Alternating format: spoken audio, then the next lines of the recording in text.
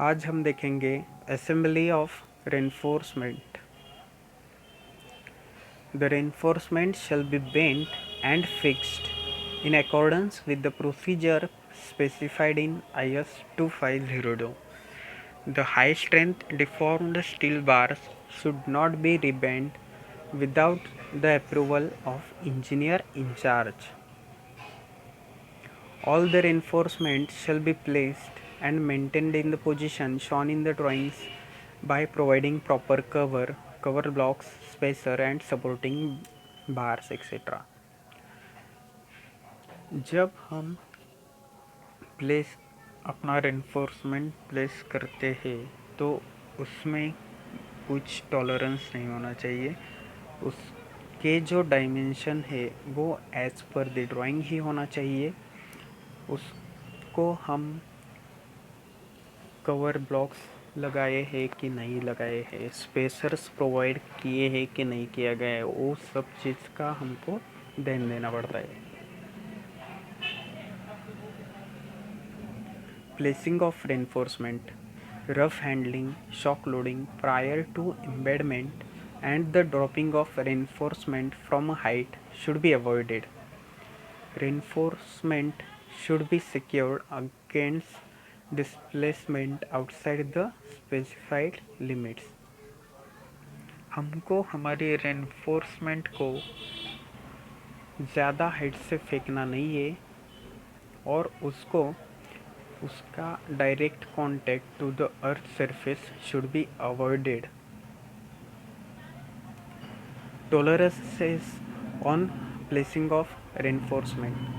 Unless otherwise specified by engineer in charge, the reinforcement shall be placed within the following tolerances.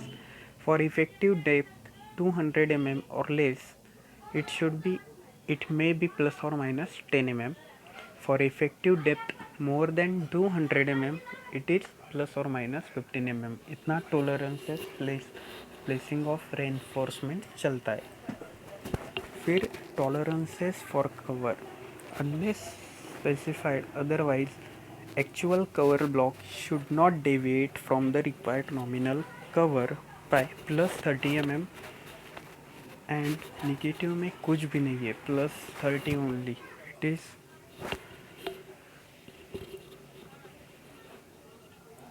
the nominal cover as given in 26.4.1.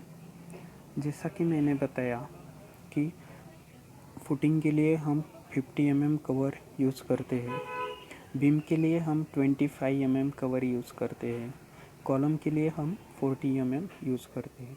समझो अगर हमने अभी spacers use किए गए हैं तो spacers between the links and the former should be of the same size as the nominal cover.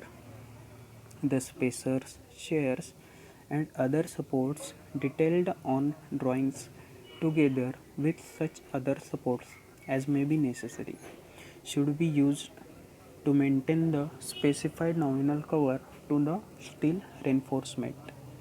The spacers or shears should be placed at a maximum spacing of 1 meter and closer spacing may sometimes be necessary. तो spacer और chair ये हम क्यों इस्तेमाल करते हैं? जो भी अपनी बॉटम जाली होगी, बॉटम बार और टॉप बार, इन दोनों में जो भी डिस्टेंस है उस डिस्टेंस को प्रॉपर रखने के लिए हम स्पेसर्स और चेयर्स इस्तेमाल कर सकते हैं. दो स्पेसर्स में ज़्यादा से ज़्यादा 1 मीटर का डिस्टेंस रहना चाहिए, उससे ज़्यादा नहीं रहना चाहिए. Spacers cover blocks should be of concrete of same strength और PVC.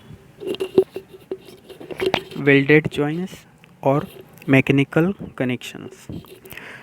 The welded joints or mechanical connections in the reinforcement may be used, but in all the cases of important connections, test shall be made to prove that the test joints are of the full strength of bars connected.